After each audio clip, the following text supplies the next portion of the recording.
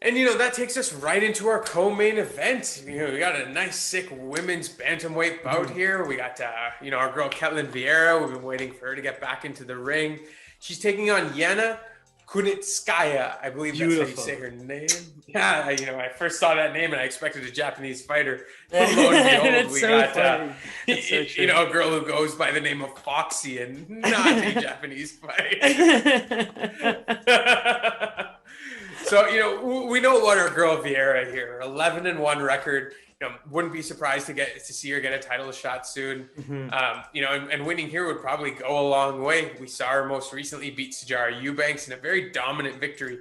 We were very high on Sijara Eubanks, and Mhm. and Ketlen Vieira just dominated the show there. She is Mhm. 5-1 in the UFC, with her lone loss being to Irene Aldana back in 2019, where a left hook caught her in the first round. But Mhm. other than that, just sparkling clean, man. What do you have for us on her?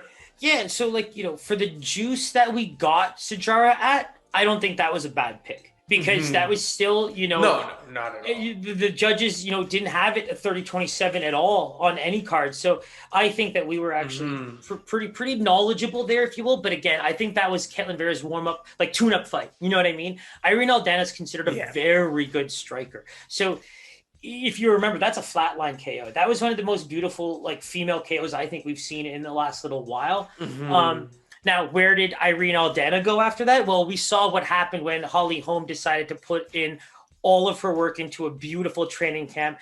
And Yeah. is that the scariest we've seen any female fighter not named Amanda Nunes or Shevchenko? Because like for me, I thought that was just like Holly Holm scared me that night. She looked You talk incredible. about tactical dominance, and that's what that was, man. She played her game plan to a T on that one. That was a perfect fight. That was incredibly a Yep. perfect fight because you're dealing with a girl who loves to box. She's willing Mm-hmm. to stand there and take those shots.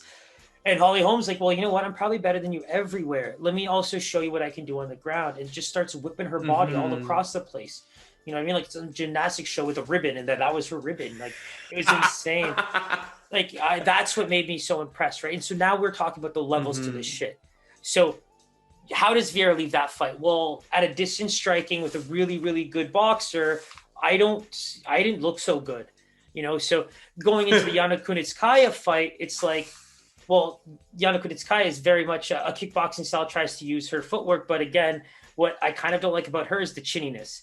Vera's going to bring a lot of power to the game, right? A lot of power, whether it's in the going into the clinch or throwing her up against the fence. Like she's just going to be very powerful, and I don't think that Mm-hmm. Yana Kunitskaya does very well with that because we've seen her get dropped by several fighters, right? And to be honest, she's even lost by finish. So I mean, Aspen Ladd, if you watch that fight, it looked like Aspen Ladd was just making bad decisions. Then she ends up scoring a takedown in the end of the second very quickly. And it seemed to just like ding, things went on, and all of a sudden, boom, lands a shot within a minute of the third round and just finishes with ground and pound. So the thing that I don't like about Kunitskaya is I think that against very good fighters, she kind of looks a little one dimensional.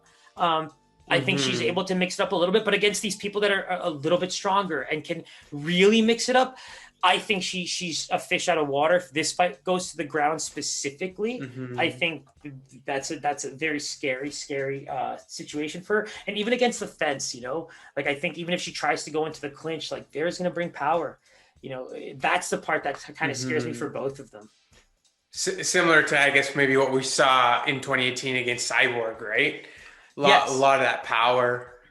and where you kind of see Kunitskaya not just not able to deal with that level of power. But these are really good strikers, right? Like that's the other thing. Like we saw what Aldana was able to do to Viera. So for me, it's like Mm-hmm. I'm not putting so much bump into the striking of Viera, but more so just her overall power. I think that In that's just an strength, yeah. area of MMA where it could really dominate a fighter like Yana Kunitskaya, who's trying to play that classical striking, technical game, like bounce on her feet, kind of separate, Mm-hmm. move around, maybe get you in the clinch and land some knees to the body, maybe to the head if I can get my knees up there, kind of thing. But Vieira's going to be able to do some damage there, like a sweep to the ground or any kind of takedown. Like I think it changes the fight momentum wise in a big way because she's going to be powerful. She's going to land powerful shots. She's going to look for powerful submissions. You know, that's going to be a different beast for her.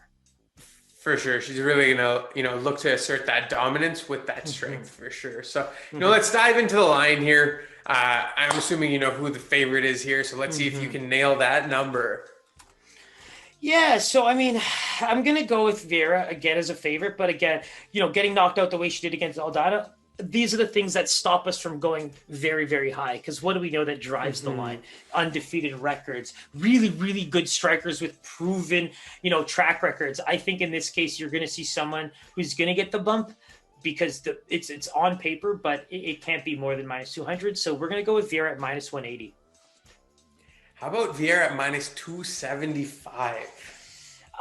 Yeah, and what's funny is I wonder if that's even been bet up. I don't know if you have the opening line, but I don't disagree. I just think that she's going to have such an advantage, like we said, from a power perspective. And there's no way Kunitskaya is taking this woman down, or like I don't even think that it would be part of your game plan because you probably aren't thinking like that's a place where I know I could fighting a losing battle there. Yeah. Absolutely. If you had to lean, would it kind of be like a Viera by decision here? To be honest, man, I think because of that power factor, like even in the third round, if Viera has pretty good cardio, because like we said, man, that last fight where I feel like, against Sijara, like that was a good fight, man. I think that she had to work for that win. I really do. And so I truly believe that this might be like versus Eubanks and Kunitskaya. Maybe there's a chance that she pulls off a late finish because KO, like even submission, right? Like that's the thing that I feel with Kunitskaya in this fight is that it just so happens that the things that this woman can bring to the table might just be a little bit too much. And Kuniskaya has a chance to be the better striker here. Do you know what I mean? It's just the power factor in all facets. It's just a little scary. She's a powerful woman, but Irene Aldana proved that means nothing, right? Yeah, absolutely. So, as the full lines get released, we'll be taking a look at the over-unders and that kind of stuff. And if we have anything to lay for you guys, we'll be sure to let you know.